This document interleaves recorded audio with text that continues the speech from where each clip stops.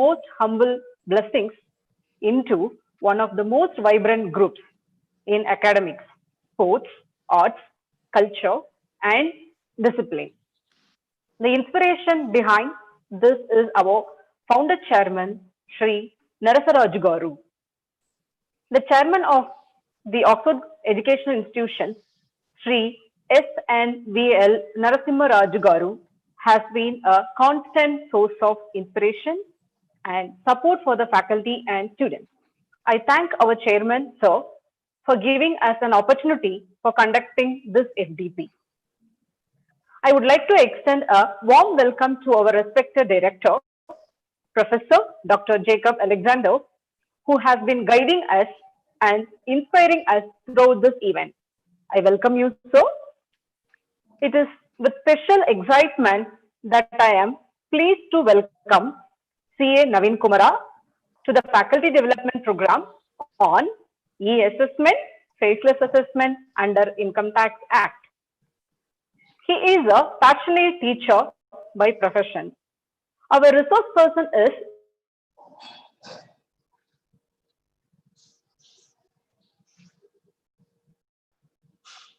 specialized master's program in commerce from Christ University. He has published various research articles in national and international peer-reviewed journals. Mr. Naveen is currently pursuing his PhD from Periyar University, Salem. On the practical front, he has been handling various taxation assignments and litigations involving both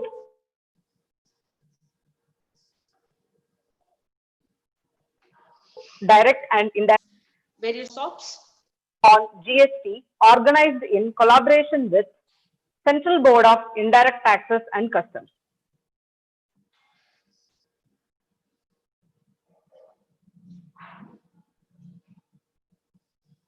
He is also for the Faculty Development Program.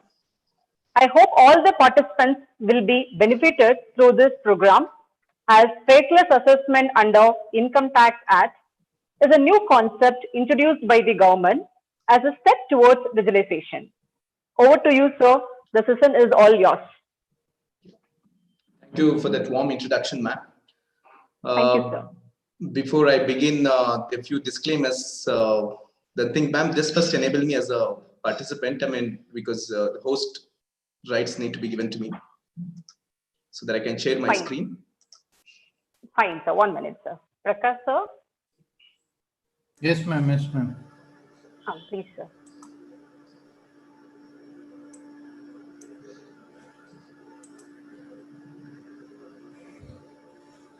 Yes, sir. You can share. Yes, sir. Thank you, sir. First of all, I would like to welcome the director and management and Chitra ma'am and all other participants and the teaching fraternity and the students to this session. And thank you for that opportunity for having me here. It's a privilege to be here. Now, before I'm going to begin my session, let me make a few disclaimers. This is a very new topic that things are yet to get settled, because you would have seen that August 13th, the Prime Minister made a statement that we are completely moving to faceless assessment. So as such, that things still need to, I mean, there's still a lot of things would be evolving over a period. What I present here is just the development as on today. And secondly, I think this pandemic has changed the way we interact with people, the way we interact with our own colleagues, and the way we interact with our students. So let this not become a hurdle in our interaction. At any point of time, if any of you have any question, please feel free, and you can use the raise hand option there so that I can stop my discussion and keep the floor open for questions. So let it be an interactive session for the benefit of both of us. So I would love to answer your questions. I believe that the question is just a tool to dig deeper. So let me share my experiences as to what I feel as far as the faceless assessment is concerned. Okay. Now, before we move on to the session, how I planned this session is just we are going to go ahead with 1 hour of discussion, and probably the rest 15 minutes I'll just keep the floor open for questions, so that we can have the questions if anybody has any. So you can always feel free to use the raise hand option, and ask me to stop my presentation so that I can give you time to ask your questions. So let's first proceed with what this assessment is, because it becomes very important for us to know the word assessment before we begin with the faceless assessment. Okay, I'm sure all of you would have read this. If you are, if you are, since we are all from teaching fraternity, and this is part of the syllabus, we are pretty sure about it that everybody would have read this as to what assessment is. But let me just give you a quick recap of why are we discussing about assessment. Because if you do not know what assessment and why is it required, then the topic might become totally irrelevant. Okay, and since it's an online thing, and there is more tendency amongst people to lose interest. So let me make it clear to you, all of you, as to what assessment is all about. By the way, any questions? I mean, any of the views you have, any idea as to what assessment is? Can you please put it in the chat box? Use the chat box to answer your questions. What comes to your mind when I say assessment? What do you think is assessment?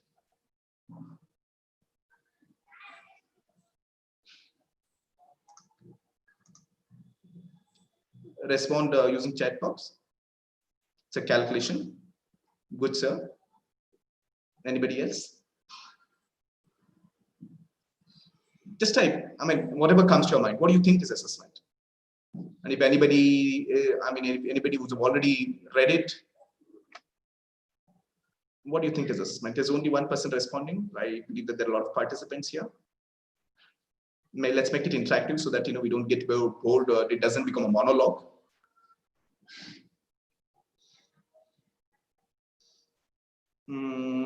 Okay. Anything else? Just waiting for your responses. It's an evaluation. Okay, good. So now first let me tell you what happens actually as far as the income tax is concerned. I'm pretty sure that all of you would have filed your returns, right? So when you file your returns, see, first thing that you would do is you file your returns. What is this filing of returns? Is basically you're going to let the income tax department know as to what all incomes that you have. And once you file your returns, this will go for assessment. Assessment is basically examination of your returns of incomes. That means, let's say, for example, I will submit my application. Return is basically, there is a prescribed form in which I furnish the details of my income, and that application I will submit it to the income tax department. Whether you submit it online, offline, that's a different story. But let's say you submit it. Once you submit it, what happens? The people only talk about submitting the return of income. But once you submit the return of income, what happens? The later process, it gets examined by the income tax department, right? So that return of income can be examined by the return of income tax officer or the staff of the income tax office, which is called as an assessment. It's basically an evaluation, as somebody was pointing it out. They're going to check whether everything that has been disclosed in the income tax return, so it's a form in which you disclose your income, has it been properly submitted by the SSE, or has it been properly submitted by the taxpayer? So it is basically a verification of the income tax return that has been submitted by the taxpayer. So what is the guarantee that whatever you have submitted is correct to its fullest extent? So that we will be properly examined by the income tax office, which is called as the assessment procedure. So, and once he verifies the income tax, the income tax officer, once he verifies the details of them, the details that you have mentioned in the income tax return, if he is satisfied with the details, then he will pass the assessment order. The person who's going to verify will be called as the assessing officer, or also we call him as income tax officer, right? So this is the person, this is the process. So what do we do? Once, if you have a taxable income, it is all of you know that it is mandatory for you to file your returns of income. You must do it within this year. It's going to be 30th of November. Before 30th of November, you must have submitted your income tax return, failing which you will have to pay an interest or a penalty or a late fee and things like that. So once you file your returns of income, is it that, or does the process end there itself? No. Once the return is submitted, that will be taken up for examination of return of income by the income tax department, which is called as an assessment. And this assessment Once he verifies and if he satisfies himself that the assessee has furnished all the correct details, then he'll pass an assessment order, right? This is called as an assessment order. This knowledge is important to us before we go to the assessment, because I will frequently keep using this word assessment. You would be wondering what it is if at all you are new to income tax.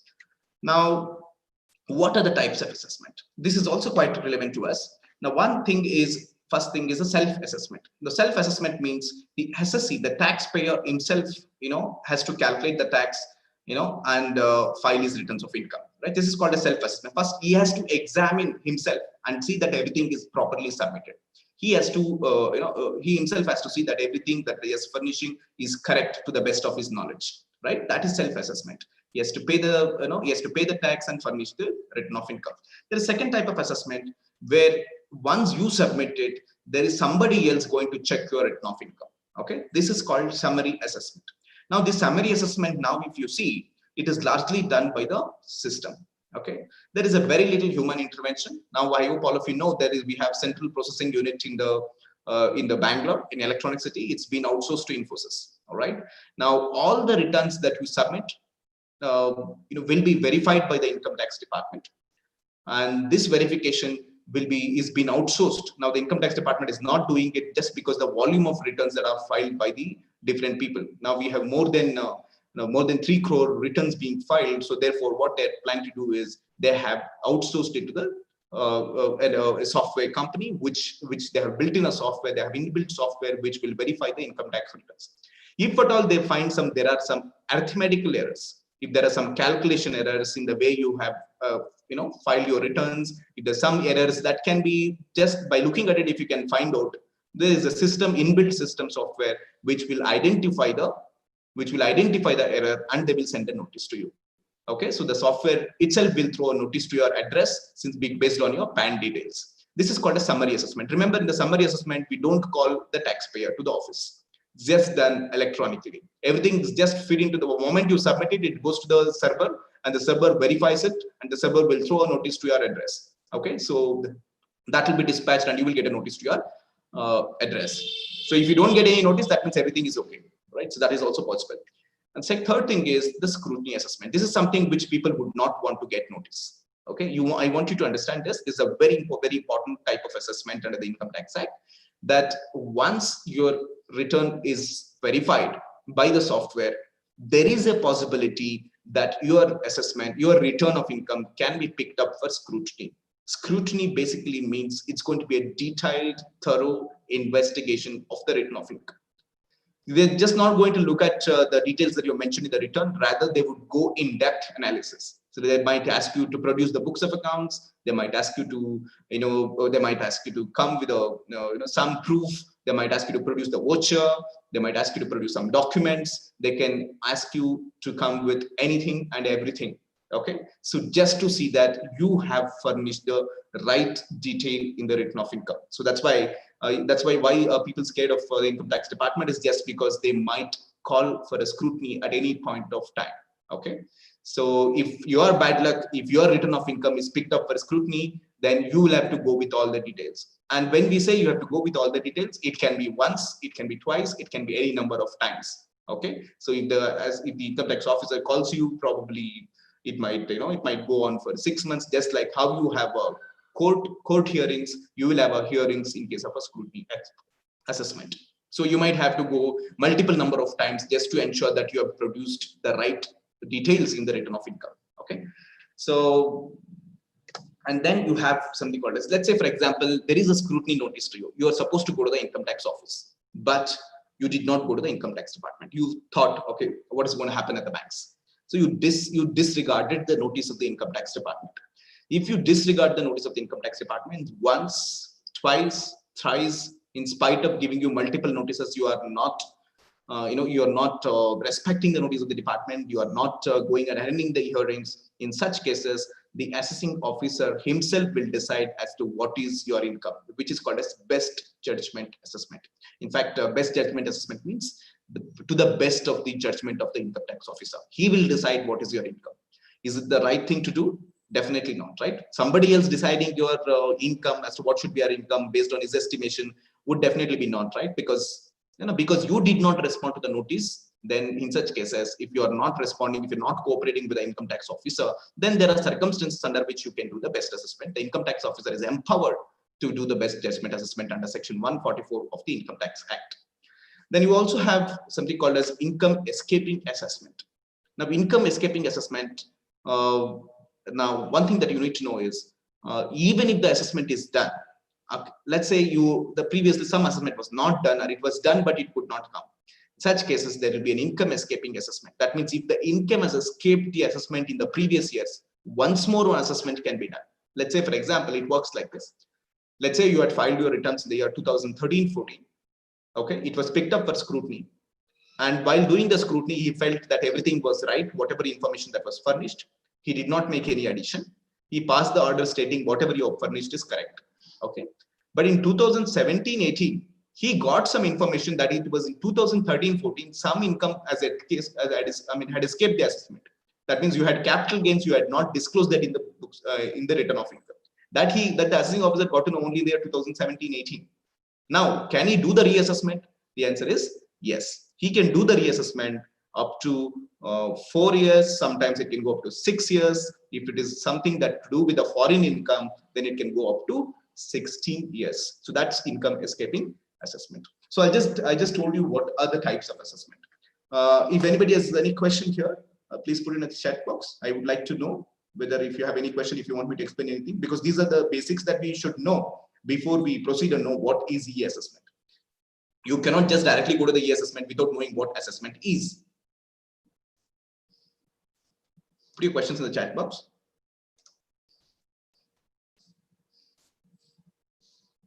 Anybody has any question? I'd be more than happy to answer your questions. Please feel free. Waiting for the responses in the chat box.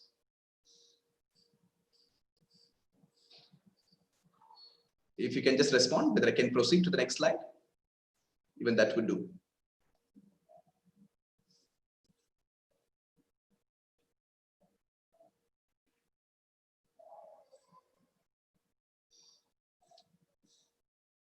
Chitra ma'am, is my voice audible?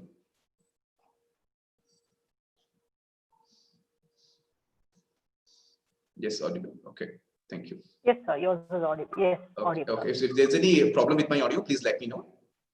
Yes, sir. No. Yeah. It's no problem, sir. Absolutely fine. Yes. Okay, thank you. Now we'll proceed to the next slide, which talks on little more on the basics of it. Now, let's say, for example, I believe that I have an income of 10 lakhs. Okay, I'm keeping it simple so that everybody understands it. As the slides proceed, probably you would have things that are advanced. Now, let's say, for example, I filed my returns of income, and in the return of income, I showed an income of rupees 10 lakhs. Okay. Now, I personally feel that my income is 10 lakhs, but the assessing officer picked this return of income for scrutiny, and he said, I'm not happy with the income that you have disclosed. I have a reason to believe that your income is, you have not disclosed another income, some income from house property, let's say. You have not disclosed the rental income, and I feel that your income is not 10 lakhs. We're going to make an addition of 8 lakhs, and therefore your income is 18 lakhs. Okay. So this is what the income tax officer is trying to say. Now, I had already paid tax on 10 lakhs, but he is asking me to pay an additional tax on rupees 8 lakhs. Now, the tax on 8 lakh rupees would definitely be at 30%. It would put me in, it would be a huge burden to me, right? So he's asking me to pay tax on 8 lakh rupees extra. Definitely, I'm not happy about it because I thought my income was 10 lakhs, but he's asking me to pay tax on 18 lakhs. Now, what would I do? He has already passed an order stating that my income is 18 lakhs, not 10 lakhs. Now, what is the remedy that is available to me? Whom can I approach? And I also feel that this income tax officer, what he has done is injustice. Okay, and it's not right on his part to do so, because I personally feel that some reason, the technical grounds to it, but I feel that my income is 10 lakhs and not 18 lakhs. Whom do I approach? What do I do first? The first stage of appeals. Okay, what you can do is, he has already passed an assessment order. You can go to income tax, commissioner of income tax appeals. Okay, this is the first stage of appeal, where you can approach a CIT and state that I still feel that my income is 10 lakhs, not 18 lakhs, but the assessing officer has already asked me to pay tax on 18 lakhs. I believe that my income is 10 lakhs, drafted reply to the assessment order and file an appeal to the Commissioner of Income Tax Appeals. So while you say 10 lakhs, what is that which is making you believe 10 lakhs and not 18 lakhs? Such things also should be recorded, and you must state that in the you must go to the appeals, Commissioner of Income Tax Appeals. So the Commissioner of Income Tax Appeals will hear the objections of both yourselves and also the income tax officer. He will call both of them and he will hear the objections, and he will hear for and against, and then he will pass an order. Okay, the CIT will pass an order. This CIT's order also, let's say it order said that your income is 18 lakhs, not 10 lakhs. Even Commissioner also feels that your income is 10 lakhs. Your income is not 10 lakhs and it's 18 lakhs. In such cases, what do I do? Now, you're definitely not happy with even with the Commissioner of Income Tax. So what is the next remedy to me? The next remedy is Income Tax Appellate Tribunal. Income Tax Appellate Tribunal is the next stage of appeal. You can go to ITAT. Now, ITAT means this is appeal filed against the order of Commissioner of Income Tax. You can again contest your case here, just like how you contest in your court. Okay, this is a quasi judicial body. It's in from the Ministry of Law. You can contest your case and state why your income is 10 lakhs or not 18 lakhs. Either your chartered accountant can represent or your advocate can represent. Okay, normally it's only the technical people. You cannot go and appear here into the Income Tax Appellate Tribunal, right? Now, even ITAT also felt that your income is 18 lakhs, not 10 lakhs. Okay, they have a strong reason to believe that your income is 18 lakhs, and they still feel that your income is not 10 lakhs, and you still have to pay tax of 8 lakh on 8 lakhs. Now you feel that you still feel that your income is 10 lakhs. Now there is an order. You have to go to the next appealing stage, which is High Court. Okay, you can file an appeal to the High Court. Remember, whenever you go to a High Court, there should be, I mean, not all the cases would be admitted. There should be something called as question of law, question of fact, and things like that. But anyway, for the purpose of benefit, let's understand that the next appealing stage is High Court. Okay, if the High Court admits the case, then they will hear again for and against. They will look at what the order and what basis the ITAT passed the order, and they might give their own judgment in the High Court. This is High Court. Will pass their own judgment. Let's say if the High Court now feels that your income is 15 lakhs. Okay. Previously, they said it was 18 lakhs by ITAT. Now they are saying it's 15 lakhs. You are slightly happy, but not fully. You know why? Because still you have paid tax on 3 lakh rupees, right? 3 lakh rupees you have not. Well, relaxation is there, but 5 lakh rupees extra you have to pay because you feel that your income is 10 lakhs. Now, somebody told you can approach Supreme Court, probably they'll give you a relaxation. The advocate told you, don't worry, sir, I will win the case for you and give it to you. Your income will be lesser than 10 lakhs. Don't worry, I will fight the case. You just give me some fees and I'm going to fight the case. Now, you trusted your advocate and you went to the Supreme Court, and the Supreme Court passed an order stating that your income is 15 lakhs. And they confirmed the order passed by the High Court. Okay. So this is a story. Okay. What happened to that guy? That guy first went and approached the income tax officer. Income tax officer said 18 lakhs. Then he went to the Commissioner of Income Tax Appeals, and the Commissioner of Income Tax Appeals said it's 18 lakhs. And the same thing was also confirmed at the ITAT, and the High Court said 15 lakhs. And you were not happy, and you went to the Supreme Court, and Supreme Court confirmed that it is 15 lakhs. Okay. Now, why am I telling you all this is, and the Supreme Court's judgment is supreme. Okay, there can be no further appeals. So what I want you to understand here, that's largely, it's a gray area as far as academics are concerned. They don't focus much upon it, but it's a very important thing. So whenever you're going for practice, this is important that you have, these are the appealing stages: CIT appeals, ITAT, High Court, and Supreme Court. You cannot directly go to the Supreme Court. These are the stages that you need to follow. Let's go to the next one. Let's hear this, what she has got to say. I want all of you to pay attention and just listen to this speech of our Honorable Finance Minister.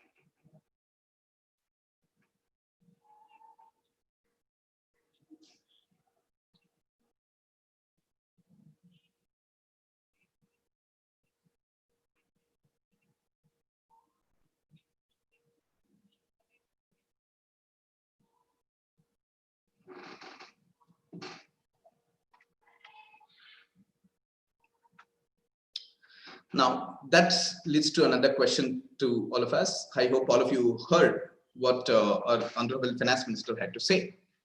This is the first time in the budget that the Finance Minister spoke about the faceless assessment. Okay. In the 2019, if you look at probably 2013 Act also had the mention of faceless assessment, but it was the first time that it was spoken in the budget. So the budget 2019 came out with a new proposal that henceforth there shall be no human interaction. That means, you remember in the previous story that I told you, I narrated a story wherein the assessee went to the income tax department and justified as to why his income is 10 lakhs and not 18 lakhs. And he also went to ITAT, Income Tax Appellate Tribunal, and said why his income is 18 lakhs, 10 lakhs and not 18 lakhs. Such personal human interaction shall not be there, is what was mentioned by the Honorable Finance Minister, right? And that's what we call the scheme as the faceless assessment. That means there shall be no face-to-face interaction between the taxpayer and the assessee. Now, this is, I'm sure all of you would have observed, probably looking at the various initiatives that this government is taking, they're more towards moving to a transparent mechanism, the transparent governance. And also you can see that there are a lot of things that have been computerized and that have been, that's been going on an e-mode as far as the administration is concerned. So this is a part of a digital drive. We're also talking about digital India now, okay? So after this pandemic, and I'm sure all of us have switched over to the digital mode, whether it is payment, whether it is classroom, whatever be it, whether it is appeals and assessment, we are going digital, okay? So after 2019, FAB itself, they had a dream of going digital, even in terms of appeals, even in terms of assessment. That means I'll tell you what is the difference in this e-assessment. So it is basically to increase the transparency. See, also what is to be noted, this is an open secret, that when you go to the income tax office, there are a lot of expectations from your side. Even the income tax officer would expect, and even the SSC also might expect some sort of a favorism to be done. Okay, even though technically there could not be any sound, the sound points there, but still you might expect some sort of a favoritism both from the income tax officer, and the income tax officer also would expect some sort of a favoritism from your side, right? Somewhere that use of the word, if you look at in the budget, she has used the word undesirable practices, right? So that means the ministry, it has come to the knowledge of the ministry that there were some undesirable practices that were going on when the interactions used to happen between the SSC and the income tax officer. So especially when the assessments used to go on scrutiny, right? So to reduce such undesirable practices, the finance minister had to introduce the e-assessment. And that's what the amendment is trying to say. And there shall be no human intervention. I'll come to the features of what this e-assessment is. Now, if you look at, we had a manual assessment.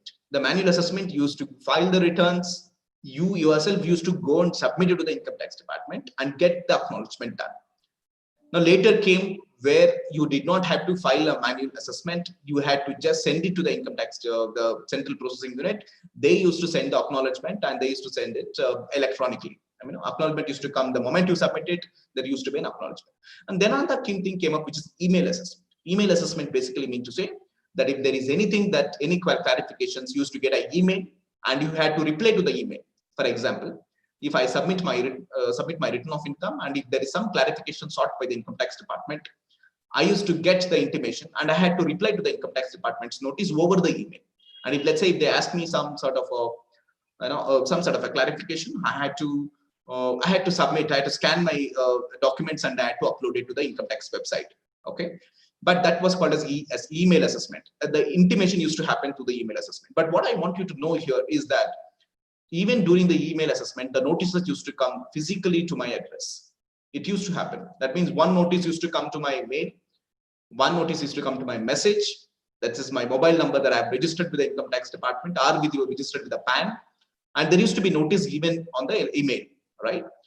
But now, with effect from 1st of April 2020, in fact, it has started from 1st of April, but we did not feel the heat of it, the pulse of it, because it was spoken only on 13th of August, because most of the businesses were under lockdown, and it was an instruction was given by the CBDT to the income tax departments not to send any notices to any of the taxpayers unless it is, unless the escape, unless the income escape was too much, If there are too much of taxes pending, only then such cases they used to issue the notices. But otherwise, since there was a lockdown, people were under some sort of a financial stress. They said no more notices, and that's why we could not feel the heat. But otherwise, the e-assessment is in practice from 1/4/2020. Okay, so e-assessment, how is email assessment different from e-assessment is another point that we need to know. See, in email assessment, I had an option just to send the document, right? But still, there was an option for me to go and speak to the income tax officer physically, right? I could have gone and clarified things that if he had asked me a question, I could have clarified it to him, stating that this is how it is, all right? This is how I feel that the income is this much, and this, you could have explained your source of income, right? But in case of e-assessment, there shall be absolutely no option for you to reply over the mail, okay? And you cannot even go to the office because for a variety of reasons, which I'll come to it later. So what happens in the faceless assessment is completely, you will be, there shall be no interaction with the officer. In fact, you will not even know who the income tax officer is who is serving a notice to you, right? So now the point to be noted is that your intimation now used to come to email, and later it started also coming to your registered mobile number. Now what this thing is, and they used to send, in both the cases, they used to also send a physical notice. Now there shall be no such physical notice shall be sent to your address. It will be only happen online. Okay, it will only be sent to your mail, and it will be sent to your, it will come into your portal. If you have registered your income tax in the portal, it will come in the, it will get appeared in the portal. But there shall be no physical intimation sent to your address. Okay, so that's where you got to be careful. So if I am a taxpayer, what should I do? If that's your question, there was a practice amongst the taxpayers to, to speak everything to your chartered accountant, right? So your chartered accountant would have given his mobile number and his email address for the purpose of convenience, because he cannot ask you every time he comes and you get a notice, he has to ask you to send it, and then he has to respond it. So instead, to avoid such kind of inconvenience, what he had done, or what he would have done, he would have given his own mobile number, right? But now there is a problem there, because they will only send the notices to probably 10 or 20 people. If I have 100 clients, then I might get notices of only 20 clients, right? So because rather, so whoever address, best is to do is you give your name and address, your email ID and address, and your mobile number whenever you are responding to the income tax department notice. So you don't give your you don't pass on everything to your auditor, right? Or even if you're an auditor, it is important that you notice that you give your clients details while you're filling up your mobile number and your email ID, and do not furnish your email ID. The problem is that you might not get all the clients notice to you. So that's where you will have to be careful. So what is required and what is relevant as far as you is your taxpayer is concerned, that you keep updating your email ID and address and your mobile number in the database, in the portal. Because if you miss the notice, let me tell you, if you miss the notice, you missed it forever. There is a consequence that you might have to face it. So it's important that you receive the notice in time, because you'll have to reply to the notices in time. Okay. So what are the features of this faceless assessment and how is it different? Now, one, selection of the taxpayers only through data analytics and artificial intelligence. So the government is not lagging behind. They are applying the artificial intelligence. Like any other business now is focusing more on data analytics. Okay.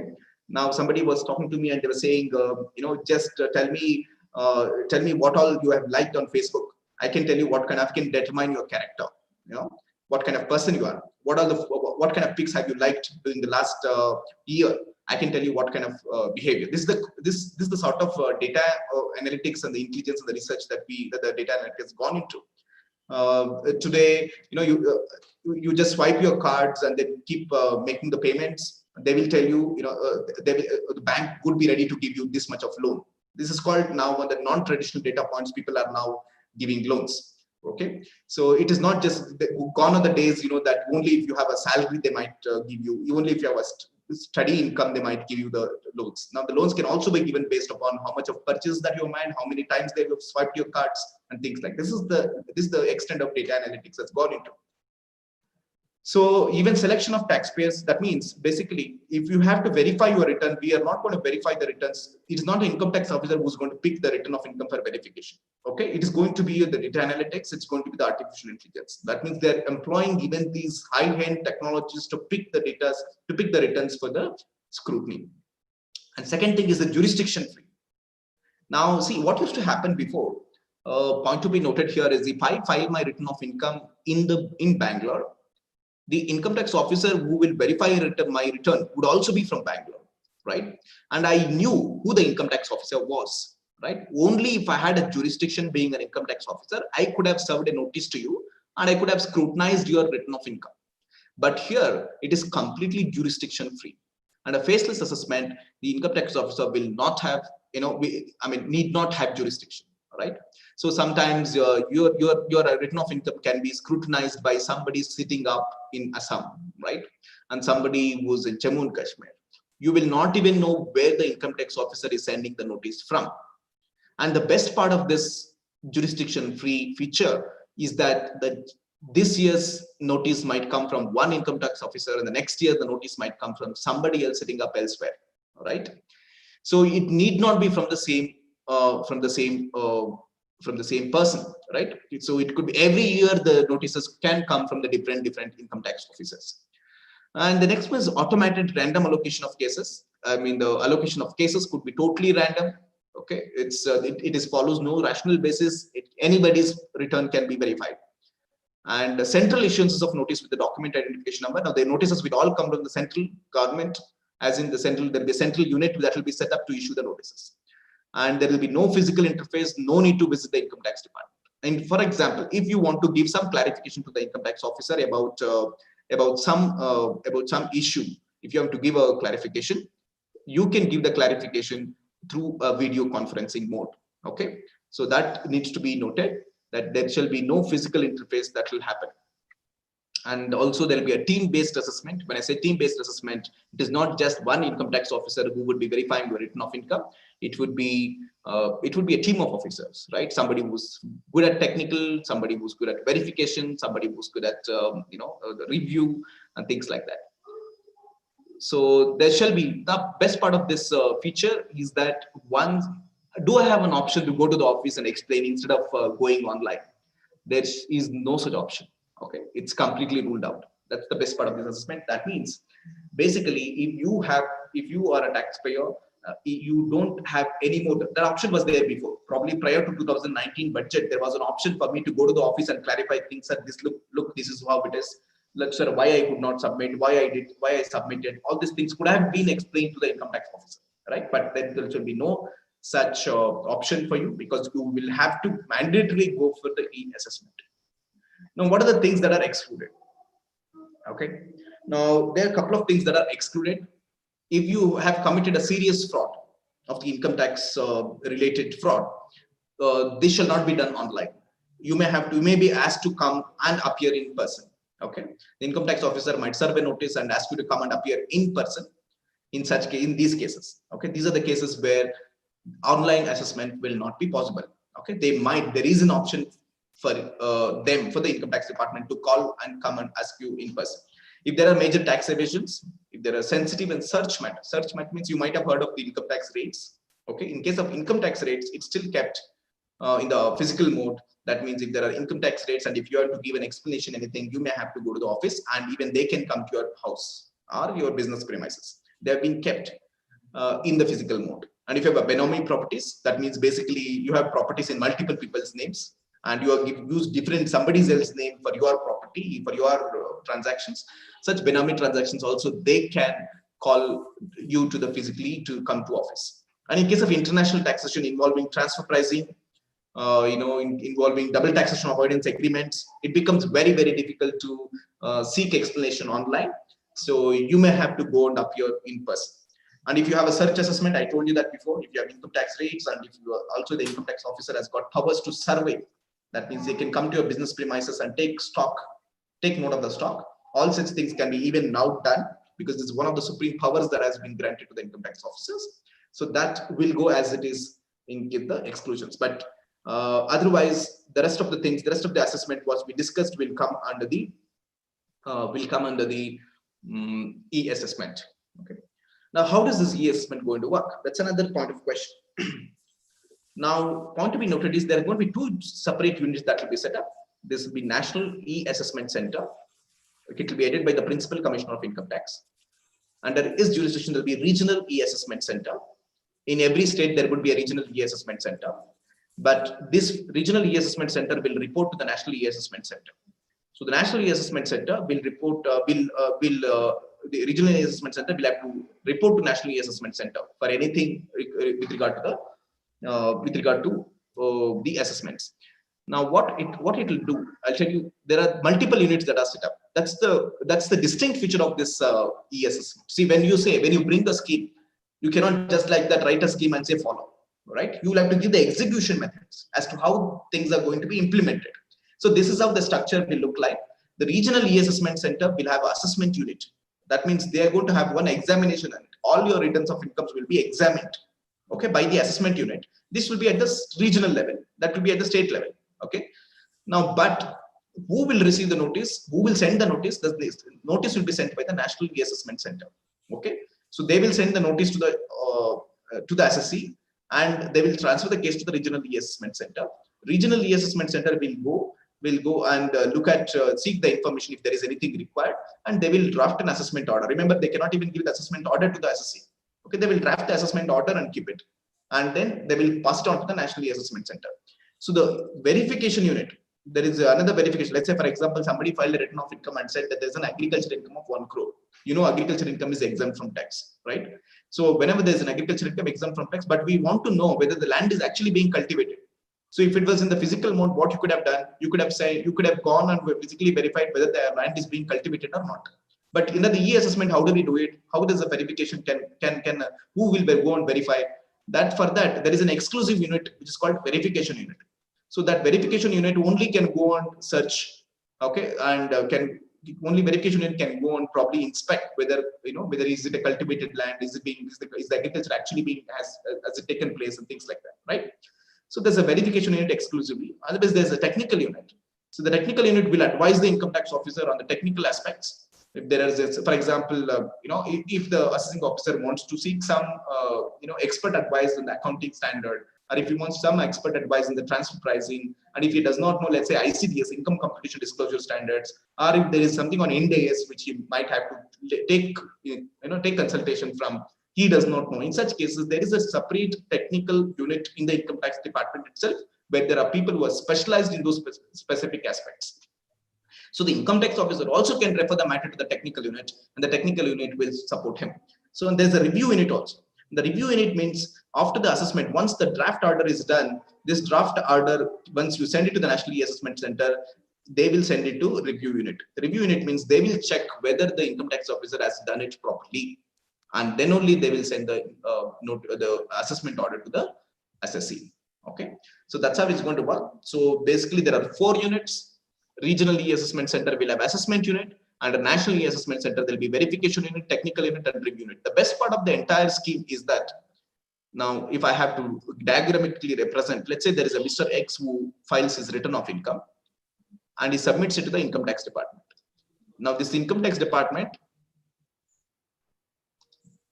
okay, I'm not able to see the screen, just a minute. Yeah, this income tax department has split itself into 4 units now. Okay.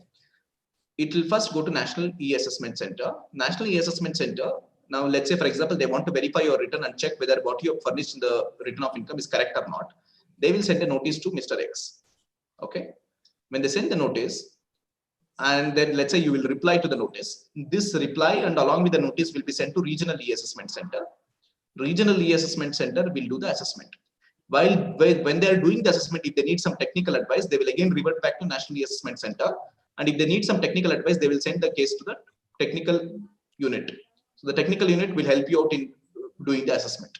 And once you do the assessment, Regional E-Assessment Center, once they pass the assessment order, they will again send it to National E-Assessment Center. The National Assessment Center again will send it back to the review unit.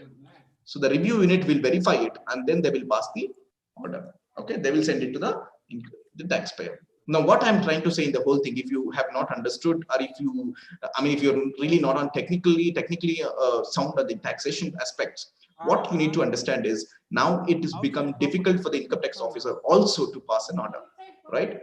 As in, it goes through multiple processes. So it is not one single guy who is in charge of passing the assessment. Okay. So there are multiple people who are involved in it, and there is very little that you can, very little chances that you can you can get the cases settled. Okay, so it's completely transparent. You, first of all, you don't know who is there in the national assessments and who is the income tax officer. His name, where is he there, where is he sitting, nothing you know, right? So that's where you will have to be a little careful. You know that you know, before people used to feel that if I get an income tax notice, you know, I don't have to worry. I just can speak to the income tax officer. I know somebody there. I know the income tax officer. I can just ask him to do that. But here, your influence, money, and nothing can matter. Okay, nothing will matter because you actually don't know who the person who's serving the notice, and that's where it's making a lot of difference. Your corruption, I know your delay, tapism, all this is ruled out. And that's why I put a slide in the first slide that I said it's towards the corporate, you know, it's towards a transparent mechanism. Okay. This is to make the governance much more easier, much more transparent. And today, that's what the discussion is all about. How do we make the governance much more transparent, whether it is private or whether it is elsewhere? The governance should be such that the stakeholders are all aware as to what is happening, and it should be at a very at a very lesser, you know, it should be subject to less rates of the delay, and it's not going to function like any other government department henceforth, right? It's moving towards a transparent mechanism. So if you are a taxpayer, what should you do is another question. If you are the taxpayer, first thing that you need to know is update your contact number, email ID. As I said, please give your personal email ID and contact number, because if you fail to do so, let's say for example, I added a wrong contact number. And first of all, let me tell you that your contact number in Aadhaar and contact number in your PAN must be matching. Okay, because all your notices will go to such. You cannot register a contact number that is not there in the Aadhaar. Okay, that becomes another difficult case here. So that should be matching. But if you give a wrong contact number, for any chances, if it takes it, normally it doesn't take it. If the portal doesn't take it, if it takes it, the problem is that all the notices will go to that contact number to which you have given. So be careful when you're giving your contact number and your email ID, and you must have a very good scanning equipment. Okay, because all your notices responses shall only happen through the you know, the scanned copies. You must have a good equipment to ensure that you, especially if you're at office and if you're, there should be, everything happens online, so it becomes all the more important that you have a good scanning equipment. And you should be prompt in replying to notices, because now since there is a track of everything is well tracked. Okay, so you must be very quick and prompt in replying to the notices, because failing which you will have to face the consequences. There could be penalties, there could be late fee, you know, there could be fine and things like that. So be careful when you're replying to the notices, and also ensure that when you're drafting your replies, you take an expert advice, because you don't do it yourselves, especially if you are a person who was no knowledge of taxation. It becomes, because it becomes an evidence in the further course of law. So it becomes important that you draft by taking the technical advice. So these are some things that I had to say. I'll just keep the floor open for questions. I'm sure that you would have had a lot of questions, and let's keep it, because otherwise it becomes too much of you know, monologue. Let me just stop it here, and if you have, there are a lot of things that have to be spoken, and I would be happy if you ask a question, and then we'll proceed.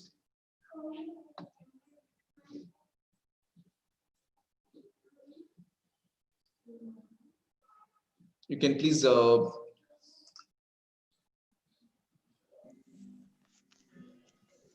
can put it in the chat box, or you can also unmute yourself and speak up. Hello. Yes, ma'am. Sir, this is Dr. Swapna. Yes, ma'am.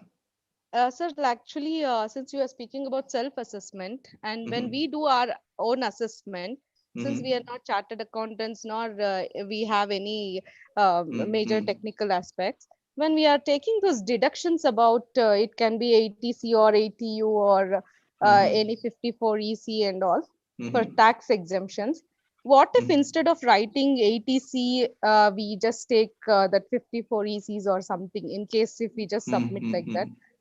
What would be the... No, first of all, while you're submitting an online written, if you're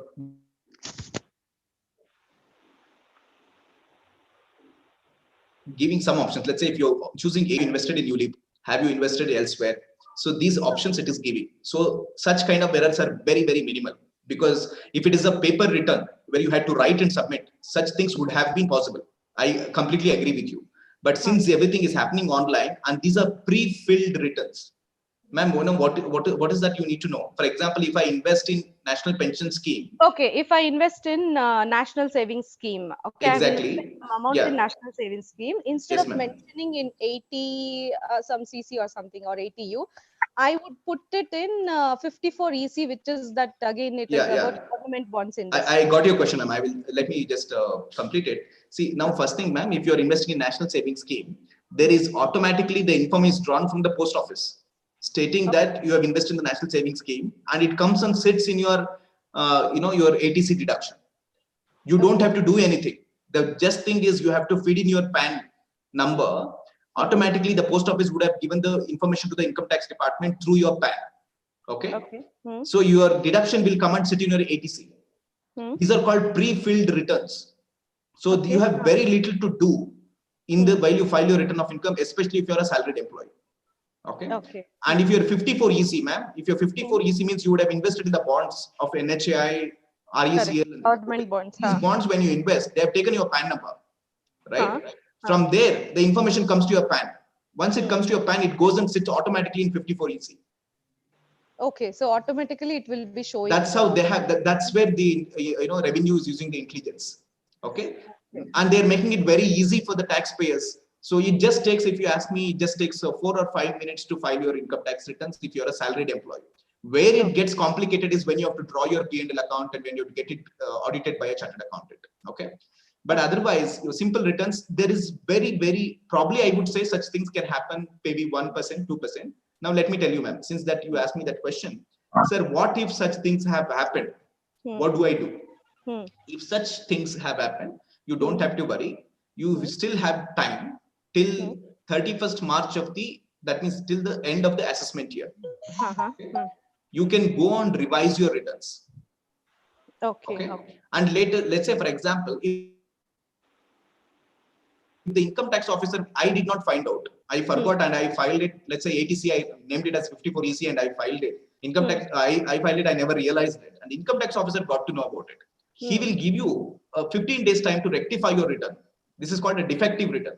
So that means he will send a notice for us. He will send the notice to you. He will give time. Yes, he'll give 15 days time to you. The notice will come to you. He'll give 15 days time normally.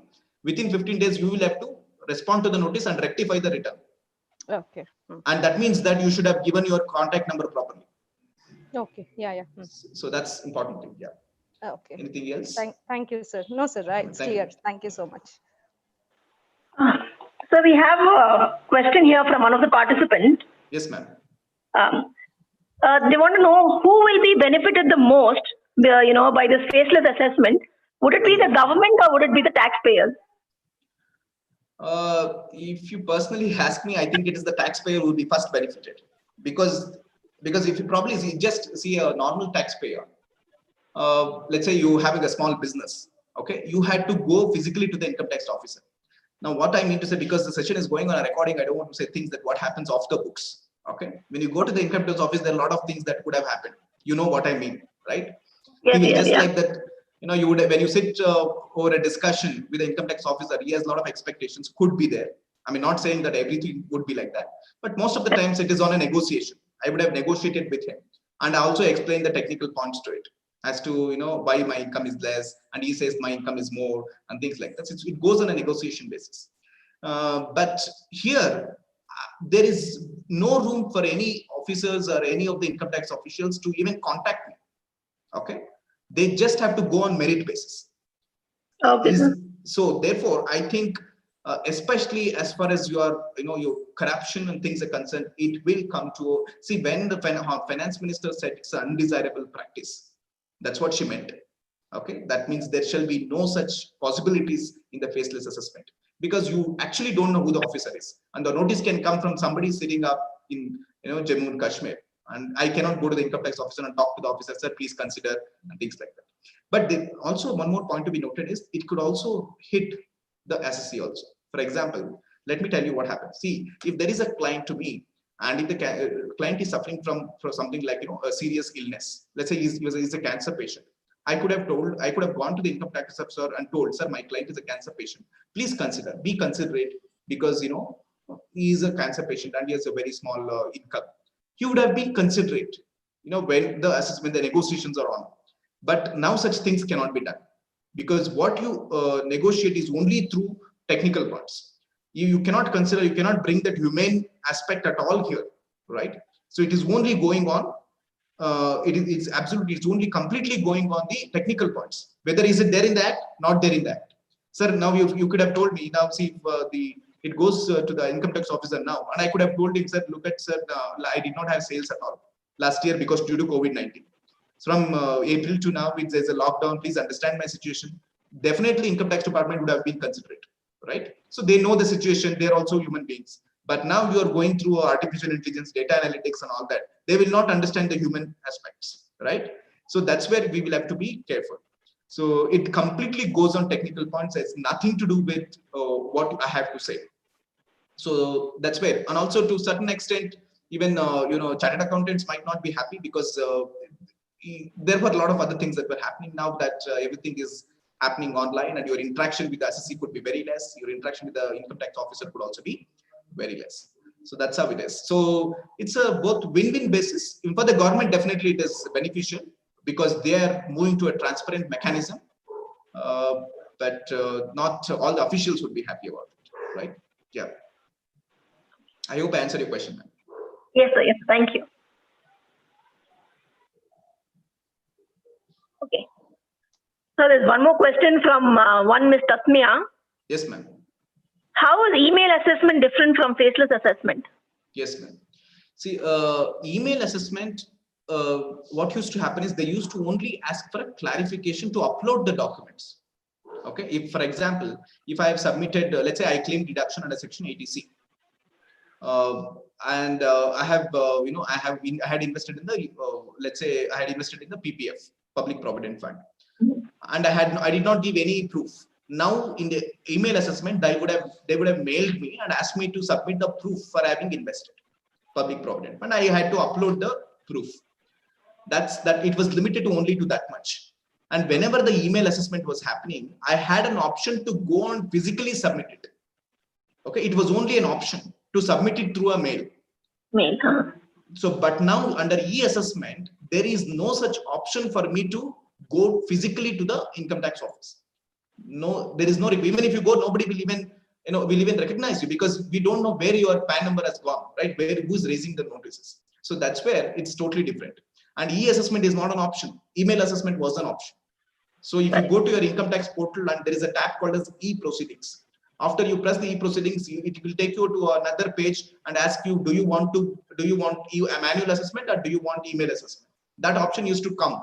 Now from 1st of April 2020, there is no such option. It will completely be e-assessment. Now there is no point even talking about email assessment. Okay. So notices will come through email, but it will be completely faceless assessment. So there is no option for you to go and submit the documents. Thank you, sir. Any other question?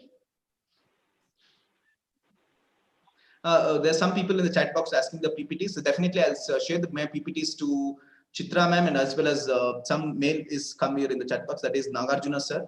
I share the PPTs to them directly. So you can please get it from there. So there's one more question. Yes, I would be happy to have more questions. Yeah. How effective do you think is this faceless, assessment according to you? Ma'am, one thing,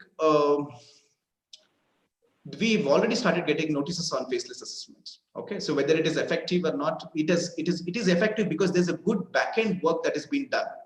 Okay, it is like how we went for GST.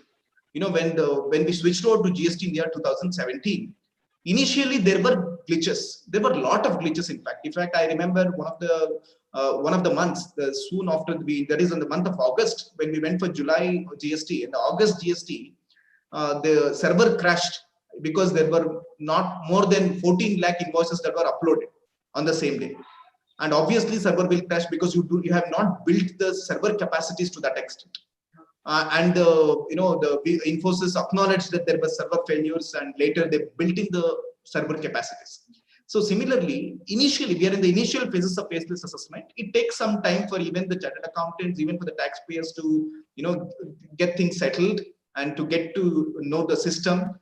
And for some time, of course, this is like the honeymoon period. It takes some time. So probably a month or two, and then probably I think the things will fall in place. So any system that will be switched over to a new system, it will have its own disadvantages in the beginning. But there's a very good backend work that is being done by the ministry. Okay, they have divided themselves into 5 different units. Okay, there is a good technological backup. There is a national e-assessment center in Delhi. Okay, they're passing on the things to regional e-assessment center.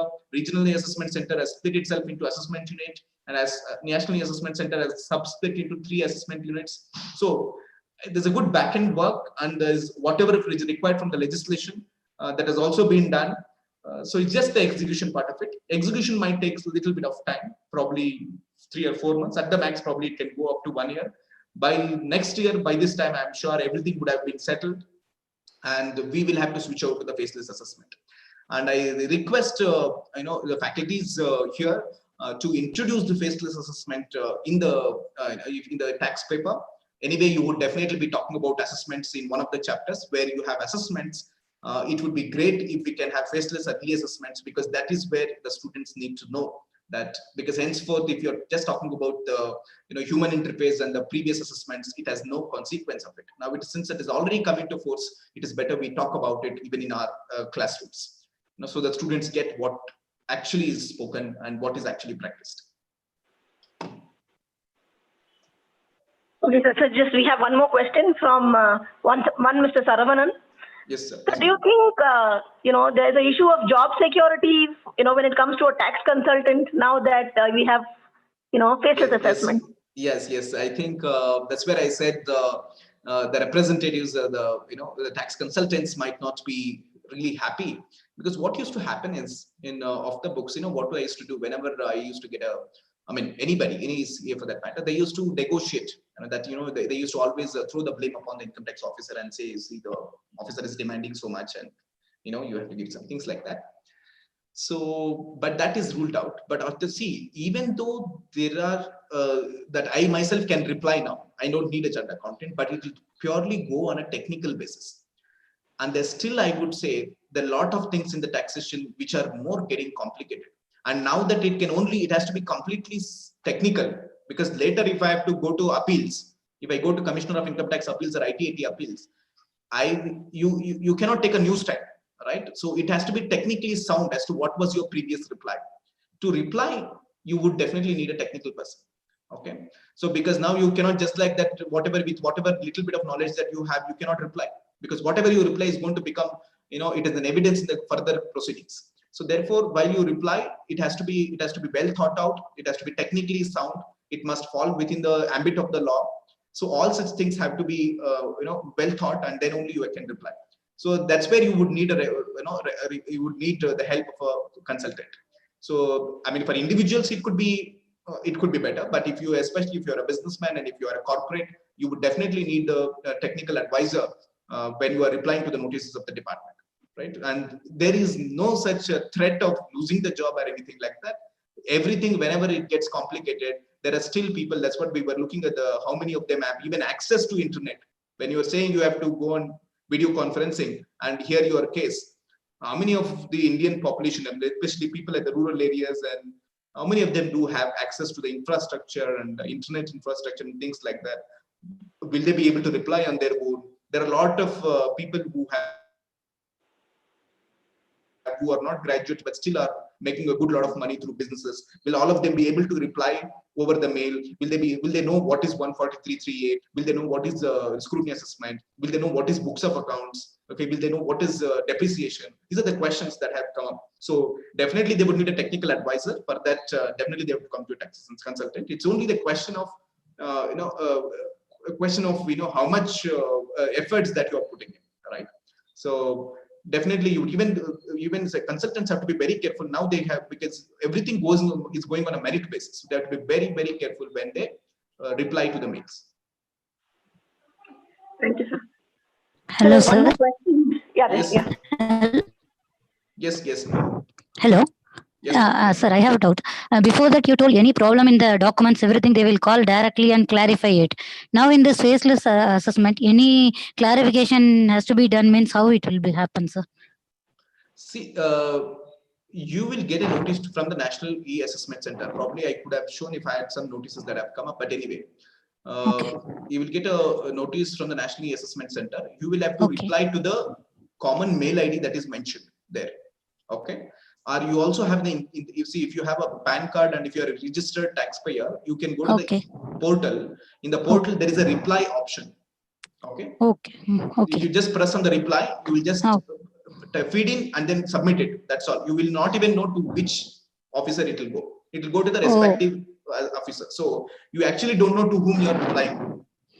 Okay. Clarification done through that only. Like yes, that only. Everything is through that portal only.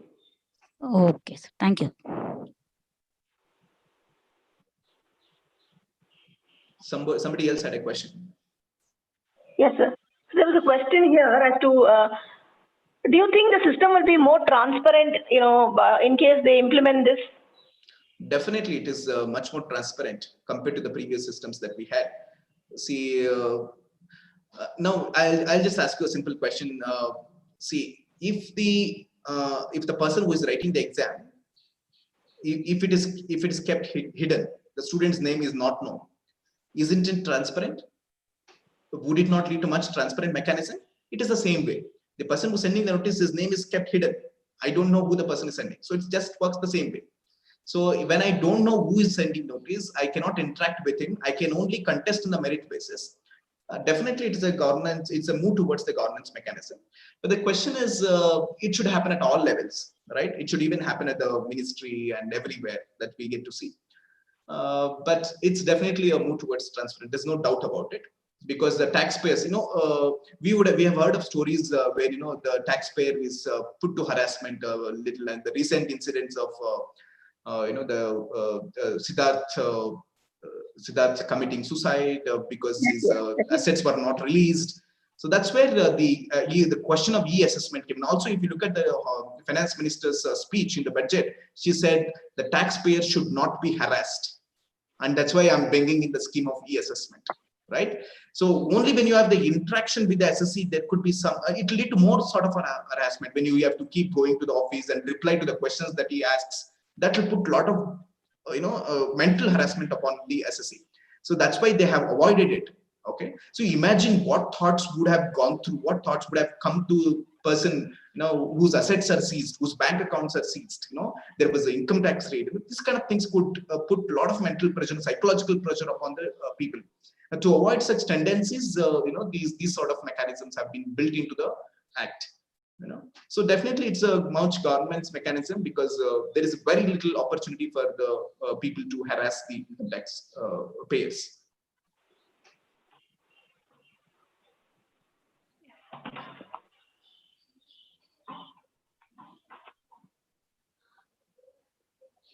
Any other question?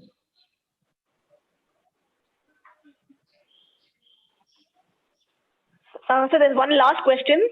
No problem. Why is that there's so much of stress, being given only when it comes to online assessment, when it comes to tax, and not any other, domain?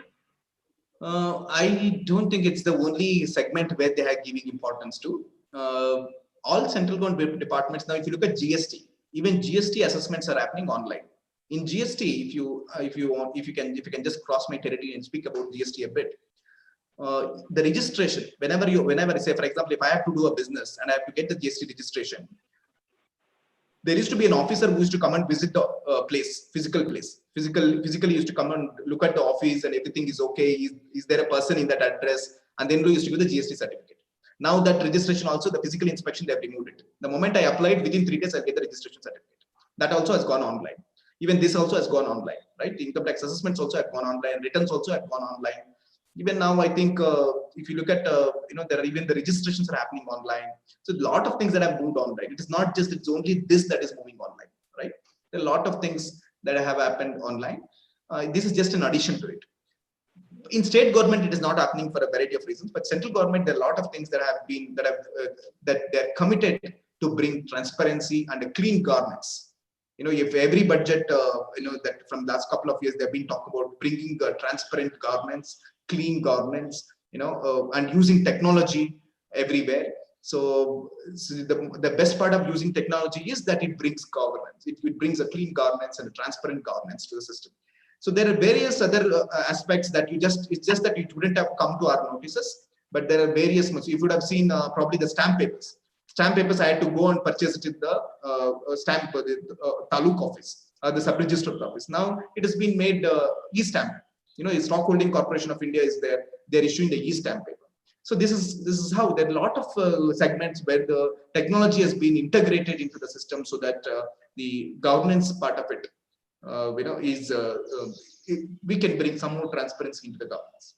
So that's the best part of using the transparent the technology into our lives. Okay.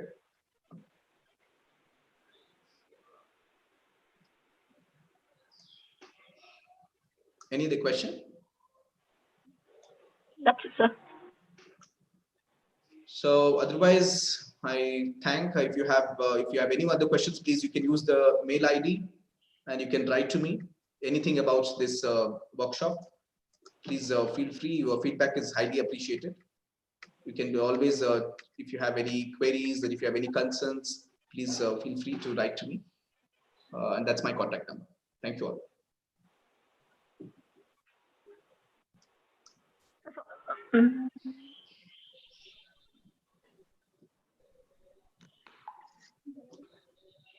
So thank you, sir. It was really an amazing session. Thank you. Thank you. Thank you, sir. Now we'll move on to the vote of thanks. And I would like to invite Dr. Sweta ma'am to propose a vote of thanks. Thank you, Dr. Chitra.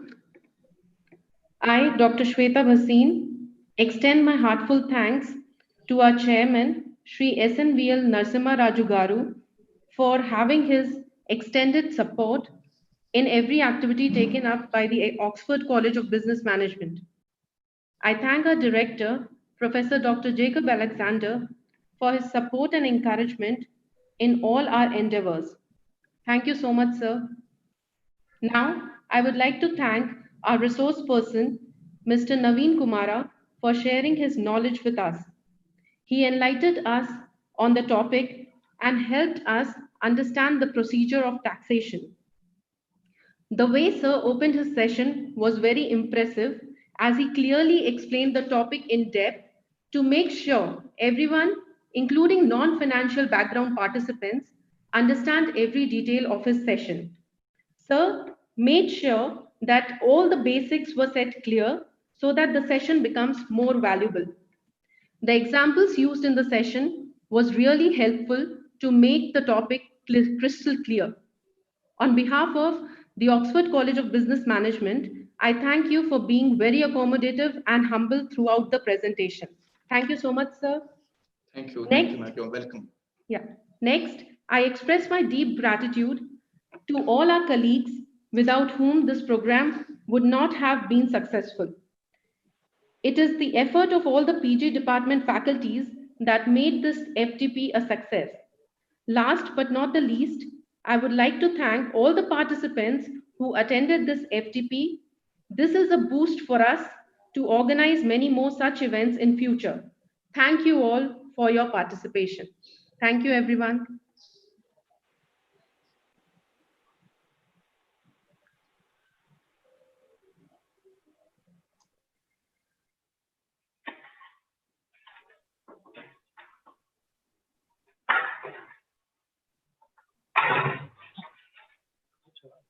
Thank you, all of you. The feedback link will be shared to the WhatsApp group. Thank you.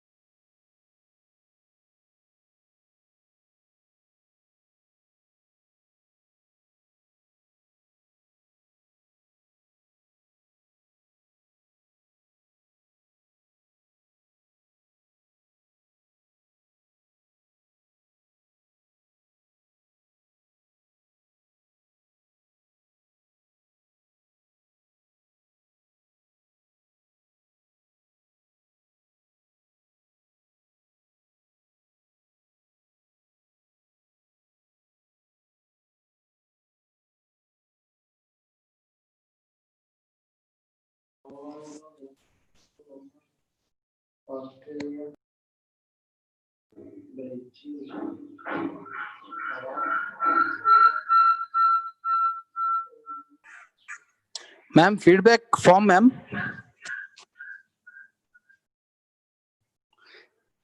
Ma'am, can we get a feedback link?